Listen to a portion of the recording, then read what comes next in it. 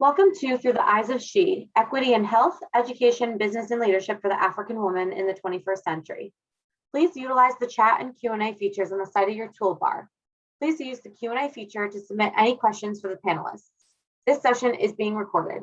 Thank you. Hi, dear colleagues. I really want to extend my sincere thanks for giving me the opportunity to take part in this amazing conference. First as a learner, as a student, also as a father of a wonderful eighth grader who during sixth grade spent the entire year talking about a project on improving gender equity in sports.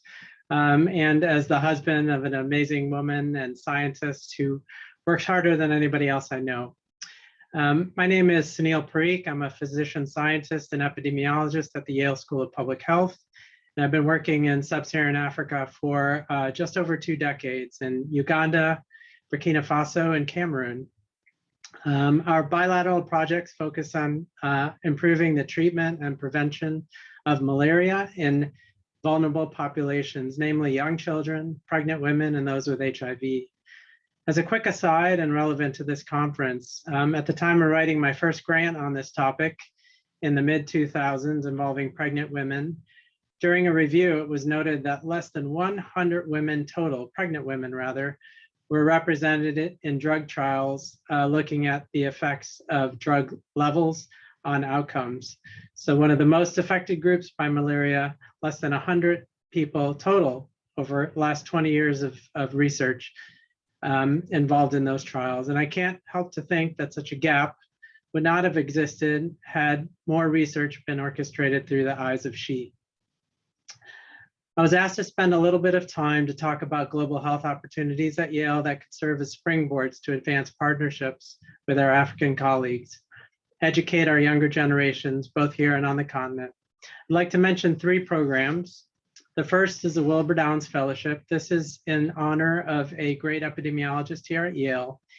It's been going on for over 50 years and has provided support for over 500 students to take part in summer-long projects at Yale, where they go abroad and learn about global health and, importantly, cultural competency and trying to avoid parachute science. The next opportunity is the Global Health Equity Scholars Program, an NIH-sponsored program with Fogarty that involves several US universities and provides the opportunity for both or either US-based students or faculty or international-based students or faculty to conduct a year-long research project where they also get training in capacity building.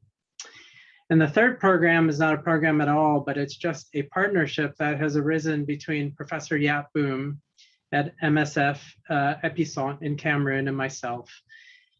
And it is really a credit completely to Professor Boom. And I would say that our projects are intentional, and I think that's a key word. And by intentional, I mean that we always pair a Yale student together with an African student at the peer institution so that both of them can progress and learn from this experience. And we also share authorship at all levels of the project. Let me transition now to introducing the speakers, and I first have to apologize that my role initially was just going to be introducing and Professor Boom was going to be the moderator. But sadly, Professor Boom had to withdraw just this week due to the loss of multiple extended family members to COVID. And I want to just take a moment to just acknowledge the continued toll of COVID that is happening on all of us and not forget the representations of or the consequences of the inequity in the COVID-19 pandemic in Africa for vaccines, diagnostics, and other things. But Professor Boom has been an amazing scientist and collaborator and catalyst for change. He's the regional representative for Médecins Sans Frontières Epicent and faculty member in the University of Yaoundé. And it's through him that I was able to meet these wonderful panelists. I'd also like to mention he and his wife were co-founders of CamerePad, an NGO that began in Cameroon to educate young girls about menstrual hygiene, produced their own washable sanitary pads, and now it is spread throughout the continent, multiple countries in the continent. Well, let's move to our panelists. First, we have Dr. Nicole Embargo. She is a physician, a public health specialist, and a researcher. She's currently working as a consultant epidemiologist for the Health Emergency Program of the WHO in Cameroon. She has extensive experience in preparedness and response to complex public health events. She's passionate about gender issues in global health and is president and co-founder of Women in Global Health Cameroon, which we'll hear about later in more detail. She's a mentor of the Higher Women Consortium Mentor Proteges program in Cameroon, which builds research capacity of younger females interested in science and academia. Dr. Samira Ouedraogo is a researcher, consultant, and advocate in population and global health. Her specific research interests include health system improvement, infectious diseases, cancers, reproductive health, and rights. Throughout her experiences, she has provided leadership and technical assistance on diverse projects on the continent, in Africa, throughout the African continent, France, the UK, and Canada. As a gender equity and rights consultant, her work has always been oriented towards health equity and social justice. Samira is a co-founder and chair of the Women in Global Health Francophone West Africa chapter. She's also co-founder and scientific director of the African Group Organized for Research and Actions in Health, and a member of the Advisory and Administrative Council of the Organization for the Dialogue on Safe Abortion. Lucrèce Ateki is currently an epidemiologist for the WHO in Boué, Cameroon, a conflict-affected area. We first met in her previous position as a key member of the MSF Epicentre team in Cameroon, where she was working and leading multiple studies involving Buruli ulcer, snake bites, malaria, and other diseases. She's an alumni of George Washington University here in the US and is also a program manager in the Women in Global Health Cameroon. It's an amazing panel, and I will stop talking and now let them do the talking. Let's begin with Dr. Embargo. And really just provide a broader context for us. Please give us your thoughts on what gender equality means to you and how it manifests itself in the areas of health, education, and research in Africa.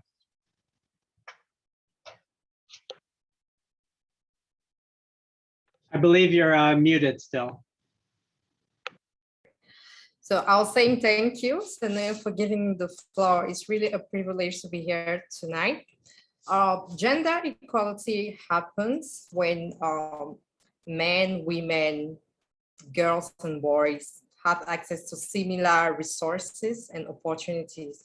And when that doesn't happen, we fall into gender inequalities. So that was your first question. Could you please go ahead again with the rest? Sure. How do you think gender inequality or inequity manifests itself in the area of health, education, and research in Africa specifically? Right.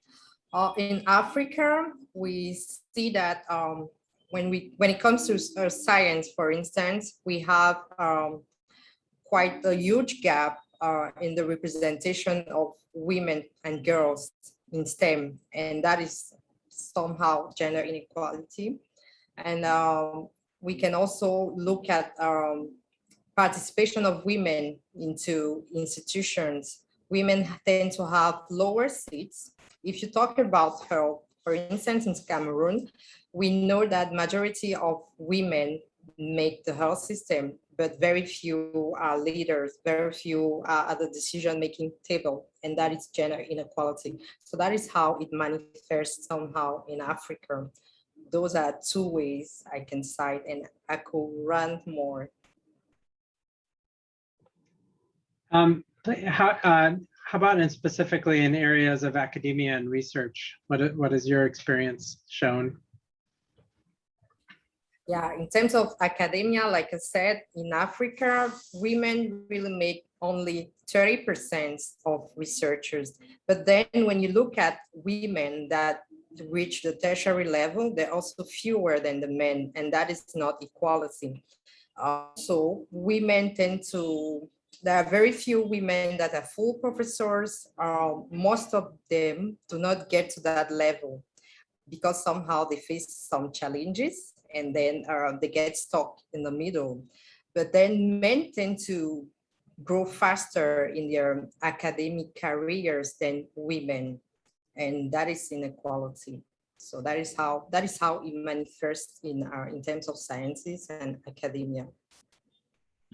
And yesterday in your poster presentation, I think you even highlighted that things in academia for women seem to be even a bit more challenging in Cameroon, or at least the numbers percentages were even lower. Is there anything specific that you have seen in your setting that leads to even that higher amount of inequality? Sure. In Cameroon, we have just about 23% of women that make researchers compared to Africa, where we have 30%. So it's even worse here. We have only 7% of full professors that are females compared to the male counterparts that are 93%. That is quite a huge gap.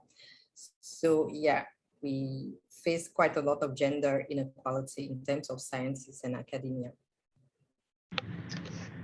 Thanks, Nicole. We'll come back to this. I'm going to now move to Dr. Ouedraogo, and if we could talk a bit about the specific barriers and constraints. So I think Nicole has laid out kind of the status of things right now in a few key areas.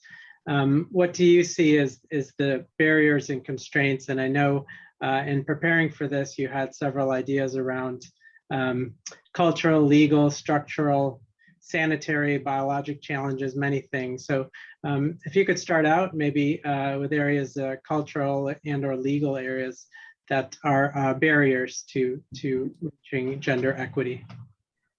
Yes, thank you very much, Sanit, and thank you for giving me the opportunity to contribute to this interesting topic. Before I do that, I just want us to remember that we have committee for gender equity. I just want to start that by saying that the global commitment for women empowerment and gender equality dates back to the Fourth World Conference in Beijing in 1995, like 25 years ago, 26 years ago.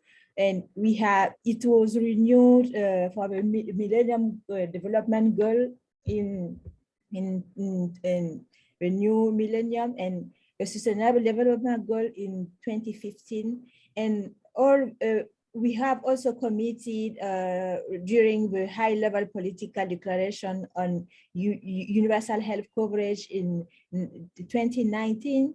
We have done that during the 23rd World Health Assembly resolution on COVID-19 in 2020. We have done such a commitment. We have we can cite many times pupils, world leader have committed for gender equality, to advance gender equality, but we are still falling back to do that.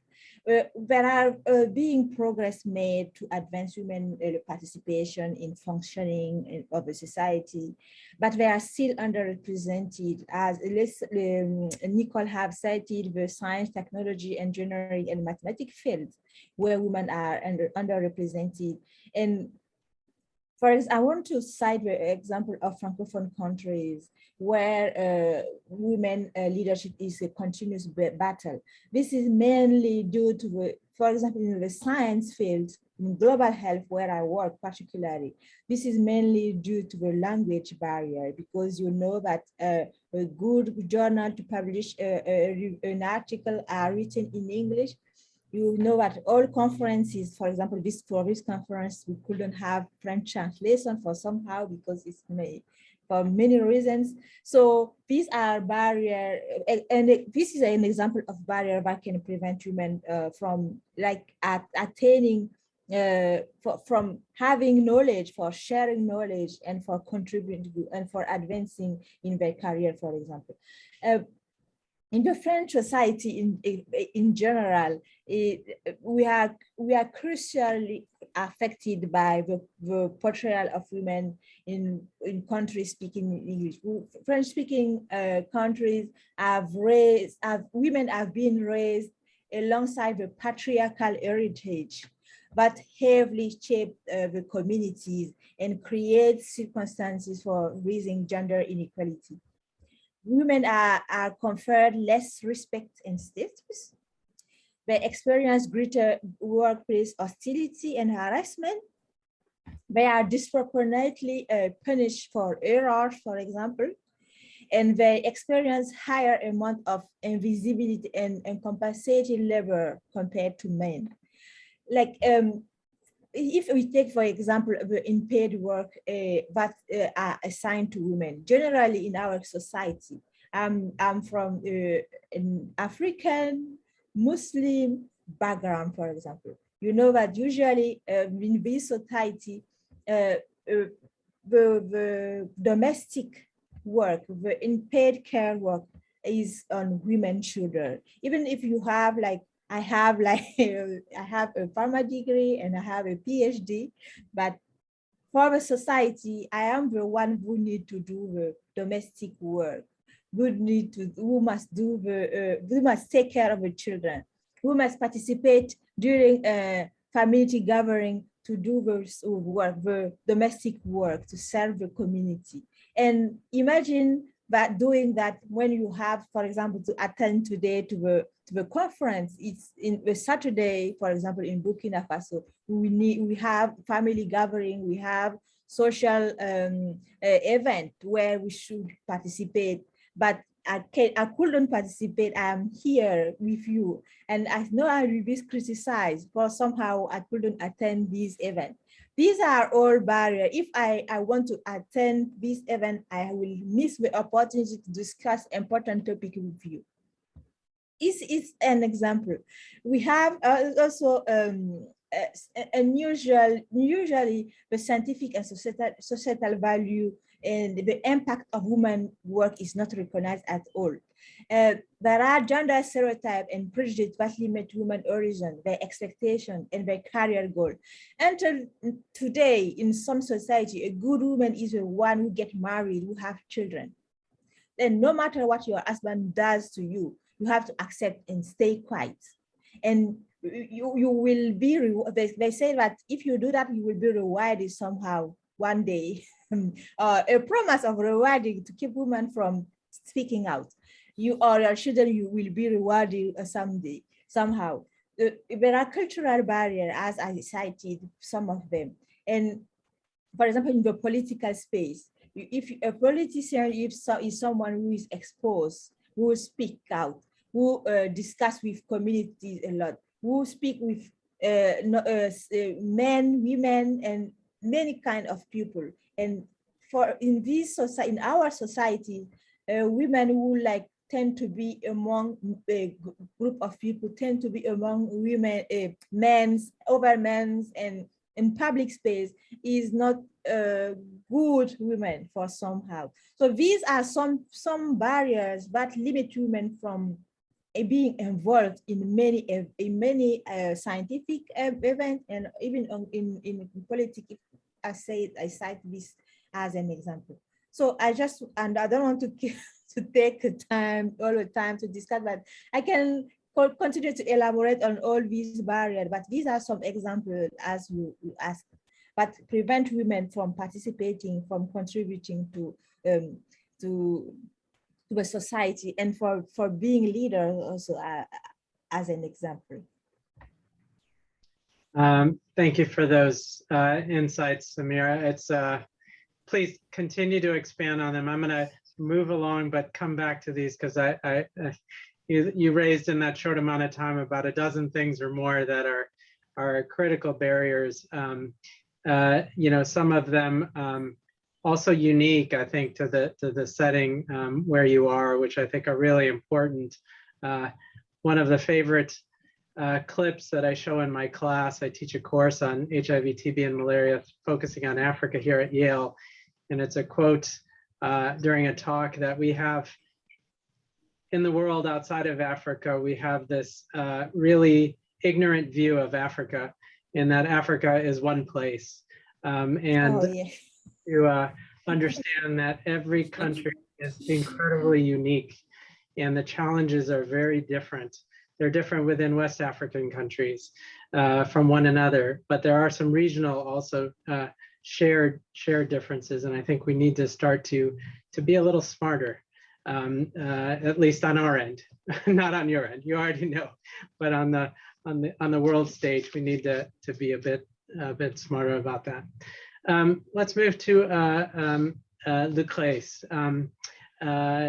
I think we wanted, if you could comment on some of the solutions, perhaps to some of the things that Samira raised, but some of the solutions you could see for moving past or addressing some of the barriers to advancing gender equity.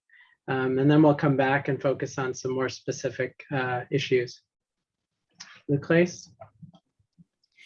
Hello, thank you, Sanil, for having me to contribute on this important discussion. Like Nicole and Samira said, there is a lot of norms in terms of gender professional world, but I think it's important to also look at where the problem stems. To address the problem, we have to look at the origin of the problem. And I think it comes from the education that we are giving in our context, in our society. We teach young children from the very young age that the little boy is supposed to be, bold, independent, strong, while the little girl is expected to perform domestic tasks and be reserved. So it's important that right from their education, right from the younger age, we instill in those children that both boys and girls should have access to the same chances, to the same opportunities, to the same expectations. You shouldn't expect different things from a boy or from a girl. Like washing dishes or cooking should not be gender dependent. A boy can enjoy cooking just like a girl can be bold and assertive and independent. So it's important to instill that in them right from the education, and that is the job of the parents, both the mother and the father. It's also important to look at the boys, because most of the time the issues of gender inequalities are perpetrated by men.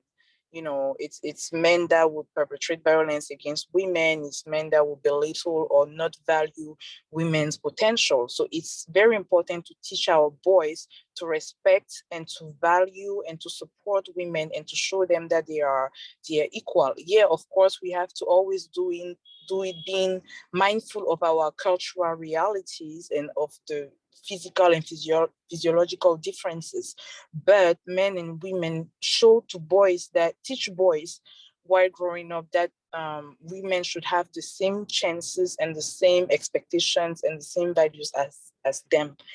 I think it's also important to create a conducive environment for the young girl to thrive.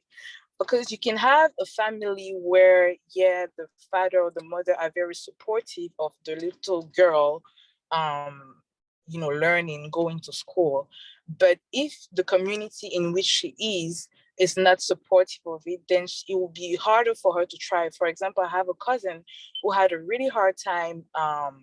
She was really interested in going to school, but it was difficult for her to thrive in her environment because in the community from which she was going, her classmates or her little girlfriends were more concerned about, cooking, staying at home, doing typical girl stuff. And that was very discouraging for her. And so she had to go out of the country. And it's when she went abroad that she was able to really focus and thrive, because she was in an environment where people were encouraging her to focus on her studies. So it's important to do a lot of sensitization, not only at the home level, but also the whole community should be able to recognize the value of girls and support them to pursue an education, to have trainings, to have access to certain opportunities. Should I keep going? Because I have many, many points that I want to discuss. Now, that's from the community level. But like Dr. Fuda said earlier, in the academic world and the professional world, there's a lot of imbalance. So, and like I said, that imbalance stems from the education that they have as children. So in the professional world, I think something that could be done is also to do a lot of advocacy with authorities. For example, we conducted a study that showed that statistics show that in Cameroon, there is no women that is leading that women do not have high positions in the health sectors. Like you wouldn't have a woman that's a Ministry of Health, or that's a director of a hospital, or that's a regional delegate. They represent, COVID-19 showed us that women represent 70% of the health workforce, but they are mostly in the field. But in decision-making levels, they are not really present there. So in the professional world, it's important to do advocacy to those authorities, to those people that have the power, which usually are men, like for example, the Minister of Health. Do advocacy with him and make him commit, maybe make him sign a letter of commitment, and then hold him, well, not him particularly, but I'm talking about those authorities, hold them accountable. So make them sign letters, follow up indicators, like for example, the indicator that shows that there are no women leading top health facilities in Cameroon. See if that changes after they have committed, follow up on the indicator and see if there are more women that have had access to high decision-making positions. I could also talk about mentoring, because the problem is not always the men. Yes, I said, the men are the ones perpetrating gender inequality, but sometimes the problem is also women ourselves. We did a study on the challenges of women researchers in Cameroon, and it appeared that a lot of young girls would like to pursue a career in science, but sometimes they don't know how to go about it. And it's unfortunate because there are women that have already made it. They are very successful, powerful women in the science world here or in Cameroon that have made it. So it will be very interesting for them to mentor, to guide, to support, to push, to pull those young girls and to show them the way. And there are already networks like that that exist in Cameroon. For example, the Higher Women Consortium, which is a network of prominent women researchers that mentor younger girls. So it would be good to have more networks like that, where young girls could just get guidance, where they could get access to resources, to opportunities, to information about scholarship. Sometimes they want to do it, but they don't even have the information. So the women that have been there before, that have made it, should be able to give them a hand and pull them up. Let's just help each other to make it better. Thank you. That's fantastic. And please, if you have other things to say, I'd like to hear, we'd all love to hear them after. I wanted to focus in on one particular area because I think it was a unique and common thread between all three of you is participation in this Women in Global Health, the Cameroon chapter or Francophone chapter. And I remember when I first came to visit in Cameroon, I believe you were going to a dinner or had a gathering in the evening where many of the women scientists of different levels were meeting, and just to discuss, mentorship and provide an opportunity to hear from one another. Can you maybe just enlighten us all for all three of you how what the opportunities are right now and how you see this, how it actually unfolds on the ground for all of you, these efforts?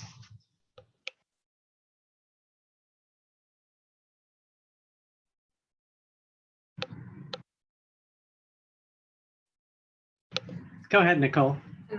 Can I start? Okay. So let me go ahead. So Women in Global Health is the biggest network of female female in health. So it really is an opportunity to lift ourselves up.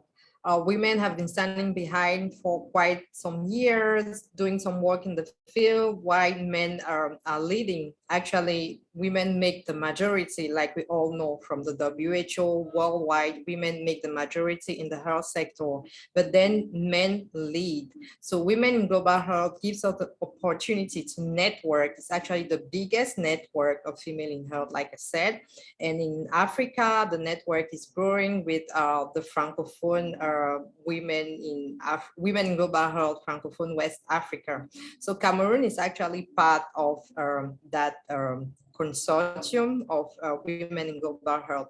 So what we provide for women in Cameroon is the opportunity to be exposed. They're more visible. People tend to see what they do because women are not enough visible. They do quite a lot, but you always see men on the TV. Men report more their findings than women. Women are busy working. They don't publish. They don't participate in interviews, not because they don't want, but sometimes I must admit we are shy. We don't want to be exposed, but Women in Global Health gives the opportunity for women to take control over things. And we also provide leadership courses. We facilitate leadership courses for women in health. We have a virtual classroom with the University of Washington, for instance. And right now we have about 40 attendees that are really top high female leaders in Cameroon that are trying to get capacity to be able to take leadership positions. And we also provide, we build capacity of the most vulnerable girls, sometimes internally displaced ladies. We give them leadership talks, mental health education, because obviously women and girls tend to be the most vulnerable during crisis. Currently Cameroon faces two conflicts. There's one conflict in the Anglophone region that is related to discrimination of the Anglophones, and it generates quite a lot of internally displaced people. And among these people, women and girls are left behind. And we see that girls are exposed to menstrual hygiene poverty. So what we usually do is we have a cohort of internally displaced girls that we follow up. We build their capacity to rise above the challenges. And then we do quite a lot of talks on menstrual hygiene, and we give donations and so on and so forth. So it's a network. It provides mentorship for some. It exposes to opportunities. It makes women visible. And what we're planning to do is to hold accountable our leaders. We are planning a sort of general assembly during which we are going to be having 5 asks for gender equality. So we would like more women to be visible at the top, just like men are. We would like for a task force to be created for gender equality in the healthcare sector in Cameroon. And we would like women's rights to be taken into consideration during conflicts. So those are some of the things we are going to be asking our government in a few weeks ahead. So that is what our Women in Global Health is all about in a nutshell. Thank you.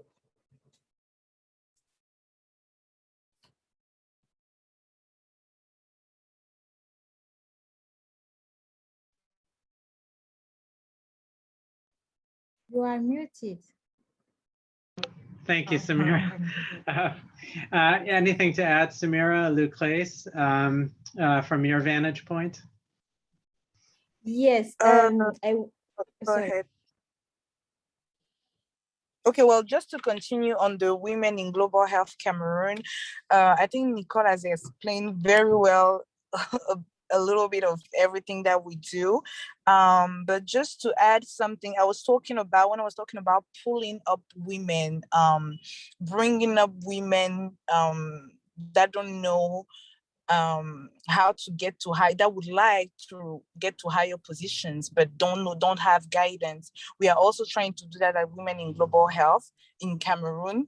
Our chapter was launched about 2 years ago, and we've been running several activities from the central level, where first at the in the center region, and now we are opening regional positions because we want women in smaller regions to also be able to to lead, to implement activities, to make changes, and to run Women in Global Health at the regional level. So we just opened 2 regional branches, and they have already started activities, and we really intend to expand this, to not just keep it centralized, but to have small bureaus all over the countries, and to capacitate women to be able to lead and make changes in other women's life. Thank you. Thanks, Lucrece. Samira? Yes, thank you very much. Thank you, Lucette. Thank you, Lucrece. Thank you, Nicole, for elaborating on that. I just wanted, can you give me a right to share my screen to present? Because they have shown and they have explained what Women in Global Health Cameroon is doing. But I want to go back to why we have created a chapter on women in global health in Africa, or women in global health in Francophone Africa, especially because you know that I still don't have right to share my screen. I don't know why. Could someone help with that to give Samira permission? Yeah, thank you. Okay, so women, we have Women in Global Health really started in 2015 in Washington, and they launched profiling of women in global health, and there were a list of 100 of women that was profiled the first time. But after that, it was another list was launched, and there were 300 women that was profiled. And unfortunately, we found that in general, I am keeping my slides in French because I know maybe we have French-speaking people, and I want to be equitable because we don't have translation for them. I will speak in English for those who are listening, and those who can't understand in English will be able to read. We know that in the leadership position in general, it's men are like leading everywhere in general, especially in Africa. You can see that only 19 in some areas it's 94%, less than 10% women leaders in Africa in general. And Nicole said it, women deliver, work for in healthcare system in Burkina Faso, more than 80% are women, and just less than 10% are leaders. And the leadership pyramid is, as you can see, it's full of men everywhere, and only few women can be able to lead. And then where they have profiled women, we have said, as I started to say, we have said that the distribution of the profiling was like quite not fair, because we are creating a movement and it sparked since 2010, it sparked like women leadership movement sparked. We started to speak a lot about women leadership, but we are seeing that in some areas of the world, the movement is still quiet. We move in, when we've profiled the 300 women, we have seen like the majority of these women that were say leader in global health were women in America, in Europe. And you see that the African region, less than about 30% only women from the African region.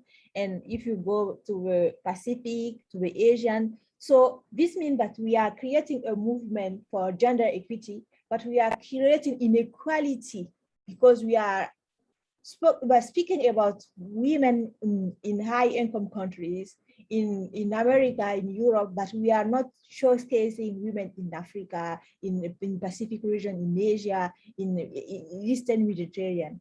So it's creating inequality in our gender equity movement. This is why we decided to, a group of us, we decided to profile women in Africa, because we know when we talk in global health, for example, we work in global health in general. Global health, women, when we talk about Ebola, when we talk about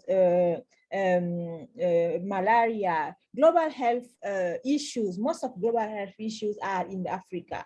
We see them in Africa, in even Francophone Africa. And we know that there are women working at community level and regional, national level to try to prevent some disease to spread in the world.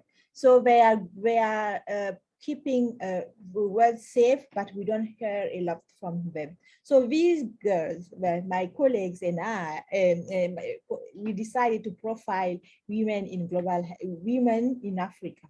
We launched a call for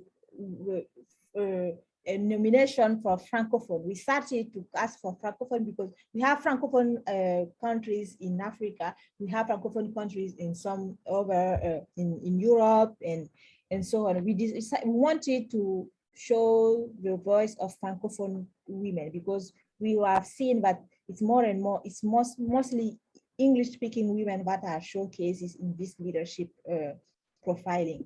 So we published, first of all, a paper in the Lancet, a commentary in a correspondent to the Lancet, saying that we need equity in our movement for gender equity. And then we call for a nomination of women Francophone leader in Francophone area. And we have seen this again, but there were mostly people from Europe and in America that was profiled. But we know that in Africa, most of the Francophone countries are in Africa.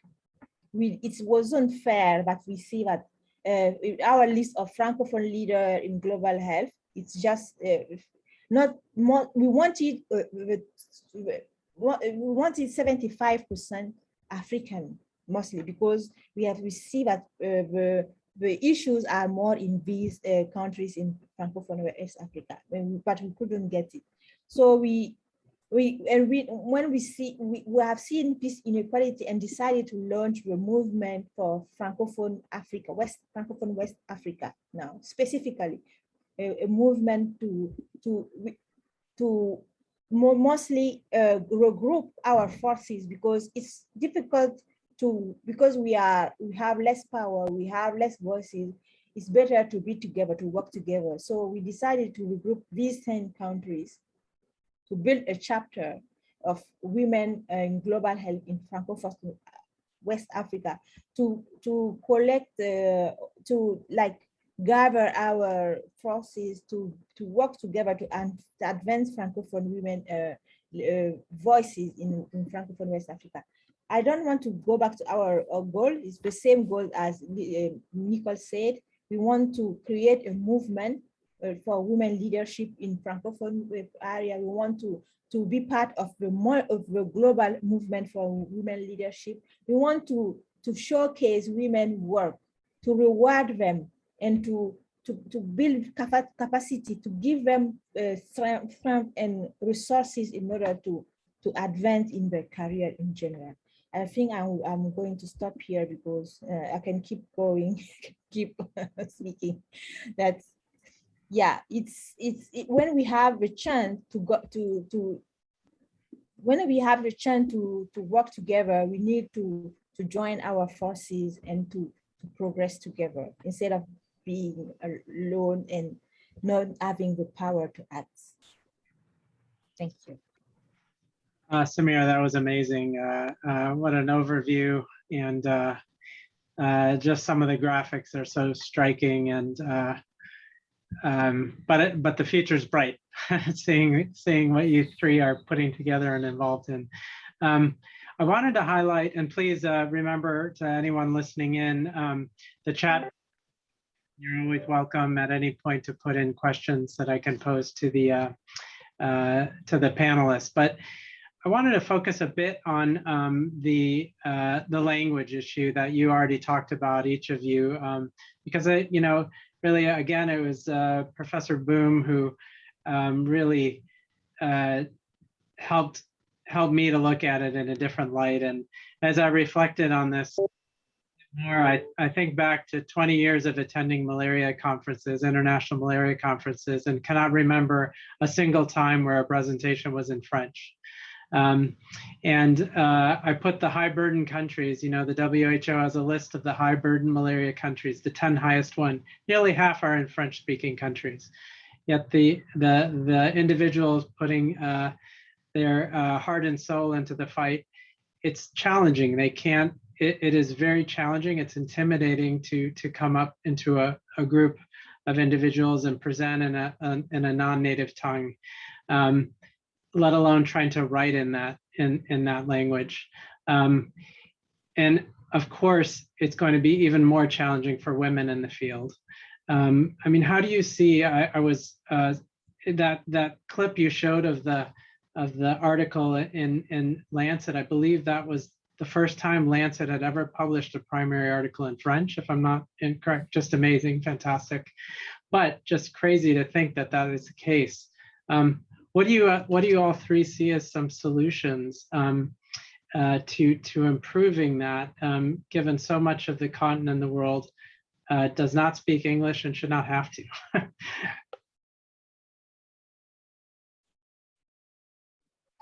No, I have to. Go ahead. Sorry. Go ahead, Samira. It's okay.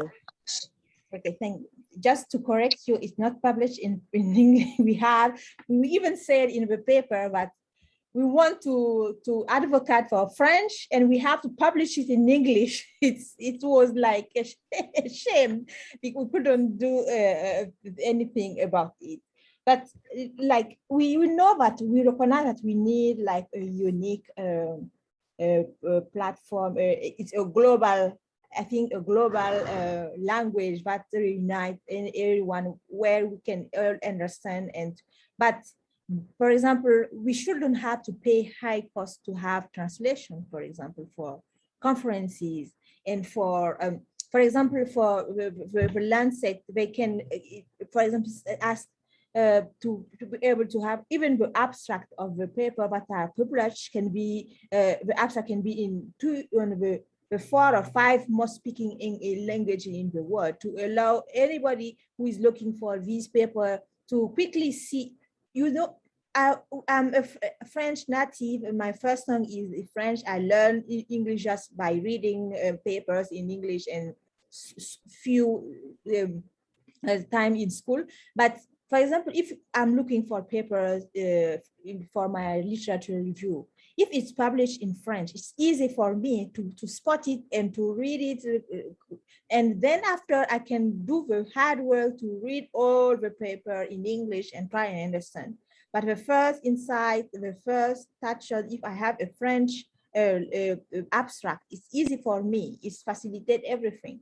So for example, we can imagine for paper, for a review article that I'm publishing, to publish a summary in 3 or 5 most speak language that are spoken in the world, to allow other people to have access to this paper. For conferences, for example, we shouldn't pay, even for high-level conferences. You can see a UN conference or high-level meetings or WHO high-level meeting where French or other translation are not provided because of constraints, because of, no, we shouldn't be facing this.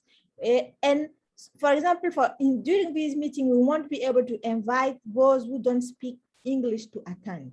This is not fair, because we tend to be skewed to English-speaking countries and leave. We are saying we want to leave no one behind, but we are doing it unintentionally, maybe, but it's still happening. These are few examples that I can cite in the language side. So provide for funding. We know that we need resources to work. We need funding to advance, but pupils speaking in other language than English cannot have access to some grant funding because it's published in English and you have to apply in English.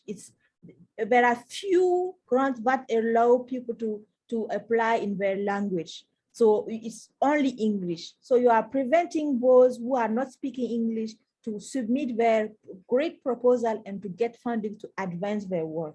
This is an unfair world we are creating unintentionally. I just want to stop here to give my colleague the opportunity to speak also. Thank you, Samira. You actually just addressed what I wanted to say. It's about funding. Like you highlighted in your presentation, there is an imbalance between the burden and the representation in that. So the burden of diseases, for example, is mostly in Africa, but the representation was mostly from women from the Western world. That's the same thing that happens with Francophone. There's a high burden of diseases in Francophone countries, but funding opportunities are usually going mostly towards the English-speaking country, and that's because the funding opportunities are most of the time in English. So Francophones don't necessarily have access to those opportunities. But the point that I want to highlight is that one of the reasons for that is because the funding comes from outside. Us within Francophone countries, we have influential people, we have people that have the means, that have the capacity, that could invest, that could fund those projects, but they might not be interested in research.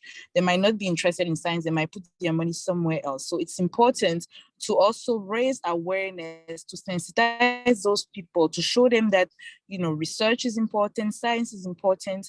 Even just within our Francophone countries, there are people that have the power to do that. So sensitize those people to invest in science, in research, in women involvement, and yes, fund those opportunities. Thank you. So I'm just going to follow.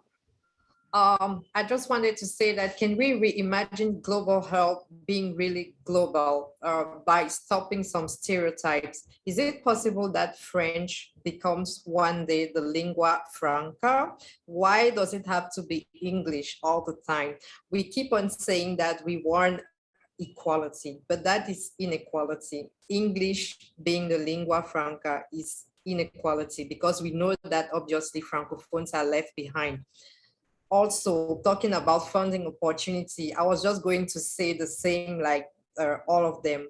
Women and the Francophones are left behind because obviously they can't apply for these opportunities. So it will be great to look at global health in a different way. It's too stereotyped. You have to publish in the Lancet, in Nature to be recognized as a top scientist. Can we imagine a global health where people can also publish in a Pan-African journal that is really renowned? So yeah, maybe time to end the stereotypes and really make global health global. Thank you. I'm kind of speechless, but I will try to, we only have a couple minutes left. Again, if anybody has questions for the panelists, maybe can you give some recommendations to me? I don't want this to sound selfish, but I work in Burkina Faso. I absolutely adore and respect my colleagues to the utmost. They're amazing. If I want to do malaria research, there's not a single mid to high level female malaria researcher at the institutes that I collaborate with. How can I work to change that? I feel a bit powerless on that, but what can we do on our end to help in this equity and balance? I think it will be great to network with networks like Women in Global Health, Francophone West Africa. I think it's not a problem of women not being able to get the skills or the knowledge, but I just think there are some, but they are not visible and they don't have the capacity. And so it will be great to network with networks of females like us. So that's one of a recommendation that I would like you to consider. Thank you.